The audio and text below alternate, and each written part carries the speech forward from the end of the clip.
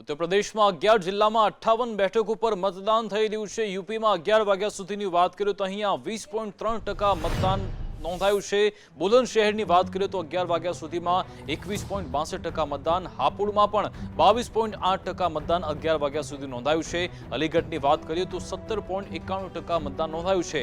બાગપતમાં 22.77% મતદાન 11 વાગ્યા સુધી નોંધાયું છે। મથુરાની વાત કરીએ તો 20.1% મતદાન અહીંયા નોંધાયું છે। મેરઠ કે જ્યાં 18.54% મતદાન 11 વાગ્યા સુધી નોંધાયું છે। શામલીની વાત કરીએ તો અહીંયા 11 વાગ્યા સુધીમાં 22.83% મતદાન નોંધાયું છે। आज मामले વધુ जानकारी साथ सहयोगी अजय यादव जुड़ाया है। अजय, बताइए कि अभी यूपी में क्या माहौल चल रहा है, मतदारों में कितना उत्साह है?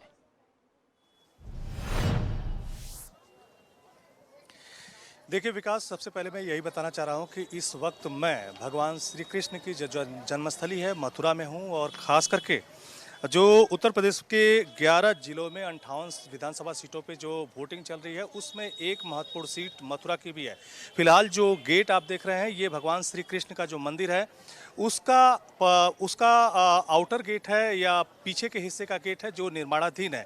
और इस बार विधानसभा चुनाव से पहले श्री कृष्ण मंदिर का मुद्दा विधानसभा चुनाव से पहले उठा था। भारतीय जनता पार्टी की तरफ से इसे मुद्दा बनाने की कोशिश की गई थी। यहाँ तक कि जो भारतीय जनता पार्टी का मैनिफेस्टो आया है उसमें भी जो श्री कृष्ण का जो मंदिर है उसके जीर्णोद्धार की बात कही गई है। जहाँ तक वोटिंग की बात है तो पश्चिमी उत्तर प्रदेश के 11 जिलों में जहाँ पे वोटिंग चल रही है, हालांकि 6 घंटा बीत चुके हैं, बड़ी तादाद में वोटर निकले भी हैं, लेकिन परसेंटेज अभी भी बढ़ता हुआ नहीं दिखाई दे रहा। लेकिन मथुरा की जिस सीट पे अभी हम लोग ये रिपोर्टिंग कर रहे हैं उसके भगवान श्री कृष्ण के मंदिर के ठीक सामने जो आपको विद्यालय दिखाई दे रहा है, आप देख सकते हैं कि इतनी बड़ी संख्या में लोग वोट डालने के लिए जा रहे हैं और वोट डाल के भी आ रहे हैं। तो अपने हिसाब से लोग वोटिंग करने की कोशिश कर रहे हैं। हालांकि यहाँ पे मैंने कुछ मतदाताओं से पूछने की कोशिश की कि क्या आप लोग इस बार जब वोट कर रहे हैं तो पिछली सरकार की तरफ से जो शासन चलाया गया उसको देखकर वोट कर रहे हैं, पार्टी को देखकर वोट कर रहे हैं, या आपके भीतर कोई नया मुद्दा भी है, और खास करके इधर भी जो कैंपेन चला है क्या उसका असर भी आप लोगों के ऊपर पड़ा। ये सब तमाम सारे इशू थे, उसको जानने की कोशिश की गई। लेकिन जो 11 जिलों की 58 विधानसभा सीटों के लिए जो वोटिंग चल रही है उसके पिछले रिकॉर्ड की अगर बात करें तो 2017 के विधानसभा चुनाव में भारतीय जनता पार्टी ने 53 सीटों पे जीत दर्ज की थी, जबकि एक सीट पे आरएलडी ने जीत दर्ज की थी, 2 पे एसपी और 2 पे बीएसपी ने दर्ज की थी। तो फिलहाल ये नज़ारा आप देख सकते हैं।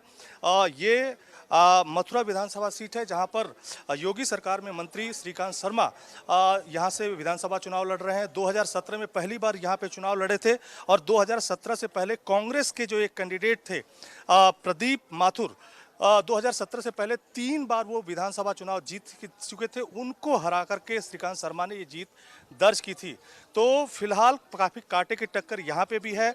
और किसान आंदोलन की वजह से अगर आगरा, मथुरा, नोएडा, गाजियाबाद को छोड़ देते तो बाकी के हिस्सों में किसान आंदोलन का सबसे ज़्यादा असर देखने को मिला है।